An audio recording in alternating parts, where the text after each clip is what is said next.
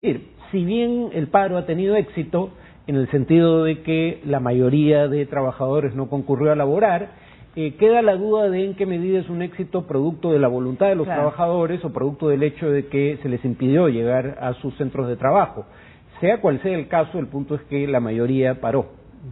Muy bien, nosotros vamos a ir de Argentina a Venezuela, ya que el presidente Nicolás Maduro ha culpado a los radicales opositores de incendiar camiones que llevaban alimentos. De otro lado, un informe de Naciones Unidas ha ubicado a Venezuela en el segundo lugar en la lista de países con mayor tasa de homicidios. 2 camiones de transporte de carga pesada de alimentos y un autobús fueron incendiados en el estado de Carabobo. La situación generó gran congestión vehicular cerca al Paseo Las Industrias de la Isabélica, al sur de Valencia. Para el gobierno de Venezuela, los responsables son radicales de la oposición, que por un lado se quejan de la escasez y por otro queman los vehículos que transportan productos de primera necesidad. Eso es protesta, eso es vandalismo, eso es terrorismo. Por eso, mire, nosotros teníamos esta cita ya hace más de una semana. Y bueno, en el transcurso de estos días vino UNASUR y se fijó la reunión con la oposición hoy. En tanto, la Oficina de las Naciones Unidas contra la Droga y el Delito ha puesto a Venezuela en el puesto número 2 de la lista de países con tasas de homicidios. Según el informe, tienen unos 16.072 muertos y es el único estado de Sudamérica cuya cifra ha aumentado considerablemente desde 1995. Preocupa también que el continente americano se encuentre en el primer lugar en cuanto a muertes por asesinatos, con 157.000 muertos en el año 2013, 36% del total mundial. Le siguen África con 135.000, Asia con 122.000, Europa con 22.000 y Oceanía con 1.100, llevando el total global a 437.000 fallecidos.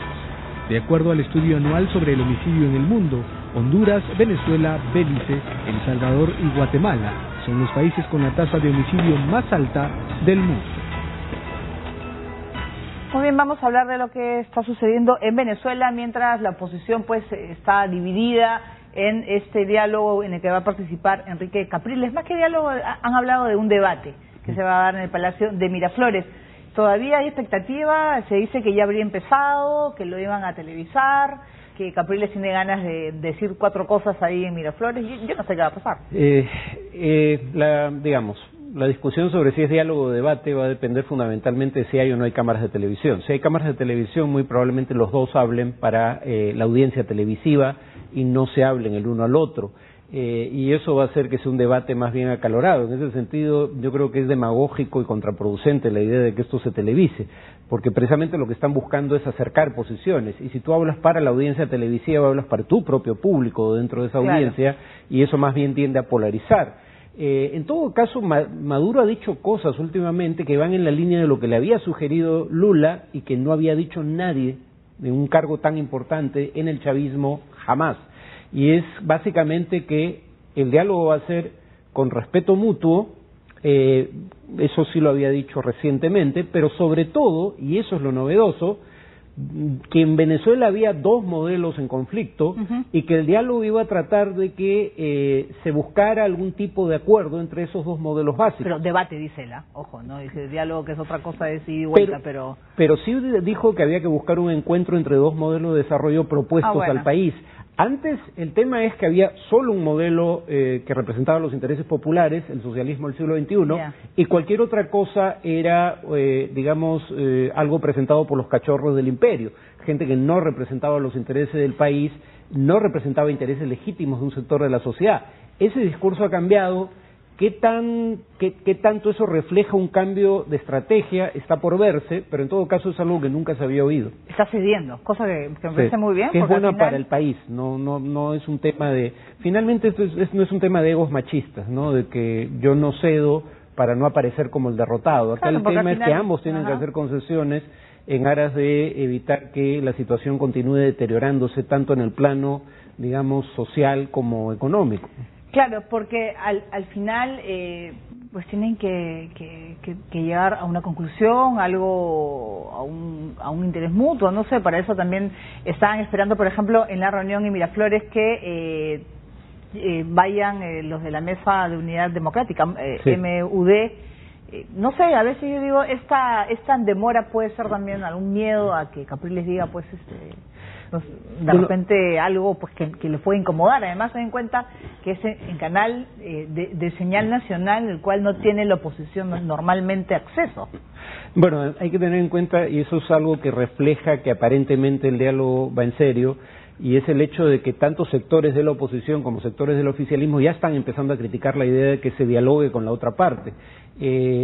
Ahora, lo interesante aquí es que además, ¿por qué quiere subir al barco a la oposición justo en este momento? Porque en Venezuela también se vienen ajustes como los que han ocurrido en Argentina, Ajá. Pero cuando uno ve las cifras, los ajustes que se tienen que hacer en Venezuela son muchísimo más grandes. Y vemos que la consecuencia de los ajustes en Argentina ya es un paro nacional, una huelga nacional. En un país donde no había grandes movilizaciones de protesta antes de los ajustes y de la devaluación. En Venezuela tienes las mayores movilizaciones de oposición desde el 2002, en un contexto en donde una eventual devaluación o eventuales reducciones de subsidios a productos como la gasolina serían mucho mayores que en Argentina y por ende causarían aún más malestar. Además, podría ir anunciando de repente medidas o el compromiso de lucha contra la delincuencia, por siendo el segundo país con tasas de homicidios tan altos, preocupa, ¿no? Luego de la muerte pues tan mediática de la Miss Venezuela, no se ha visto mayor avance, ¿no? Claro, el gobierno venezolano podría decir en su favor que las mayores tasas de homicidios del mundo están en América Latina en general, pero en Centroamérica en particular, y que el primer lugar lo ocupa por un amplio margen Honduras. Pero como se decía en el reportaje, el problema con Venezuela es que Venezuela no tenía ni por asomo estas tasas a inicios del siglo XXI. O sea, las tasas de Venezuela no son las más altas, pero sí son las que más han crecido, quiero decir las tasas de homicidios en la última década, cuando menos. Muy bien, nosotros pues vamos a estar informando de este diálogo en el Palacio de Miraflores, que debe estar empezando en cualquier momento. Cuando tengamos mayor información regresamos con el tema, pero antes nos vamos a Colombia. La policía antinarcóticos incautó 7 toneladas de cocaína. La droga tenía como destino Holanda. Se trata de la mayor incautación de cocaína desde el año 2008. En Colombia, durante un nuevo golpe contra el narcotráfico, la Policía Nacional incautó en la ciudad portuaria de Cartagena 7 toneladas de este estupefaciente. Este decomiso se realizó al principio de la semana, sin embargo, por motivos de seguridad, recién lo hicieron público. 4 organizaciones suman, aportan para acopiar este alijo cercano a las 7 toneladas, 6.900 paquetes, para ser puntuales, que han sido hallados, camuflados, dentro de lo que aparentaba ser una exportación legítima de uno de los productos agrícolas colombianos en forma de conserva. El estupefaciente tenía como destino a los Países Bajos. Los responsables de esta carga, quienes no han sido identificados todavía, pretendían burlar a los efectivos camuflando la droga en 456 latas de conserva de frutas. No obstante, la policía, que ya sospechaba, disipó sus dudas cuando los recipientes pasaron a través de un escáner. Las autoridades, quienes todavía buscan a los propietarios de la empresa de conserva involucrada en este caso, mencionaron que si el cargamento hubiese llegado a su destino en Rotterdam, su valor ascendería a los 250 millones de dólares. En los últimos años, no solo Cartagena se ha convertido en puerto de salida para el tráfico ilícito de drogas. Santa Marta, Barranquilla y Buenaventura son otras ciudades portuarias que se suman a la lista.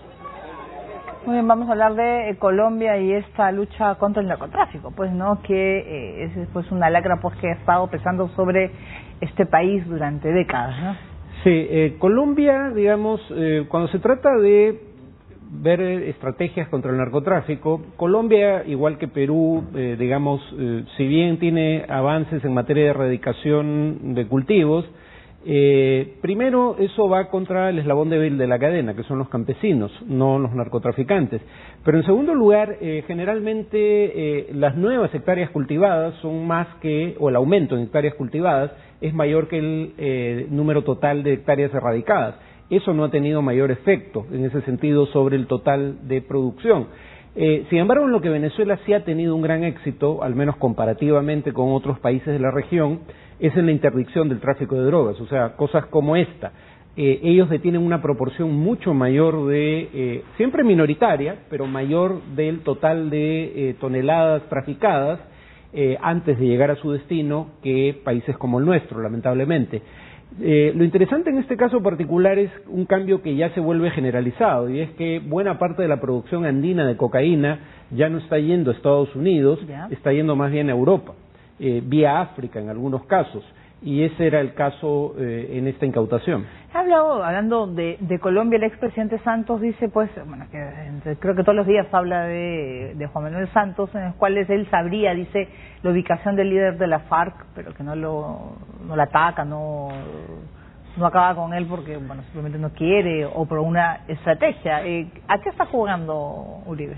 Uribe en algún momento hizo algo que en mi opinión fue absolutamente irresponsable, como dar a conocer las coordenadas del lugar en el que dirigentes de las FARC iban a ser recogidos para ser llevados a Cuba a participar en las negociaciones. A lo que voy es que él tiene fuentes dentro de los servicios de inteligencia militar que le brindan ese tipo de información. Si realmente tuviera esa información, él mismo habría dado las coordenadas, probablemente. O sea, yo creo que es un bluff de su parte, o en todo caso un trascendido que es imposible, hasta donde se puede ver, de corroborar. Muy bien, ahora nos vamos al Ecuador. Un joven cubano se ha cortado las venas para no ser deportado. Una vez que se recuperen de las heridas, será devuelto a la isla. En su desesperación por no regresar a la tierra que lo vio nacer, este joven cubano tomó la drástica decisión de cortarse las venas, atentando contra su propia vida. Todo sucedió en la zona de migraciones del aeropuerto de Guayaquil. John Frankie Madera ya había intentado en el mes de enero ingresar a Ecuador por medio de una carta de invitación de su madre, quien reside en el país sudamericano desde hace 3 años. Ante la suspensión de la carta de invitación que regía para los cubanos que llegaban en calidad de turistas y solo por 90 días, decidió probar una vez más sin obtener resultado alguno. Su madre, desesperada, pidió tener consideración para con su hijo. Cuando solo estaba salido todo de sangre, cuando me lo sacan del aeropuerto, por favor, les pido piedad, humanidad. Es lo fundamental que debe de tener una persona, un tipo de humanidad. John Frankie, quien está internado en un hospital de la ciudad de Guayaquil, será deportado a Cuba una vez que sus heridas hayan sanado por completo. Muy bien, hay personas pues que no están de acuerdo pues, yo me imagino con el régimen, con el estilo de vida en la isla, y bueno, y este muchacho al parecer no le han dado el asilo político, no seguramente que haber pedido. La pregunta es que no se hubiera escogido otro país, ¿no? Si hubiera podido. Claro, digamos, el gobierno ecuatoriano tiene claras afinidades políticas e ideológicas con el gobierno de Cuba, pero en este caso lo que aparentemente habría llevado a tomar la decisión de solicitar asilo ahí es el hecho de que su madre viviera en ese país, pero en todo caso fue una mala elección, incluso teniendo en cuenta ese factor. Ahora, la situación en Cuba no es la de antes, ¿no? Si bien es muy difícil salir aún de la isla, ya es posible legalmente. Hay que cumplir una serie de condiciones, tiene costos, pero digamos que no es el caso que existía hasta hace poco más de un año, en donde salir era virtualmente imposible. El tema es si habría represalias en su contra en caso de regresar, cárcel, por ejemplo, por los problemas de imagen que obviamente le genera el régimen cubano estas escenas. Eso sería bueno que el gobierno ecuatoriano, si lo va a devolver a Cuba, al menos averigüe sobre la posibilidad de que se le aplique algún tipo de sanción y pida que no se haga. Así es. Muy bien, nosotros vamos a hacer nuestra primera pausa, vamos a regresar con lo que está sucediendo en Ucrania, y el presidente Putin dice que la anexión de Crimea no fue preplanificada. También vamos a regresar con lo que está sucediendo o continúa sucediendo en Siria. Las Fuerzas Armadas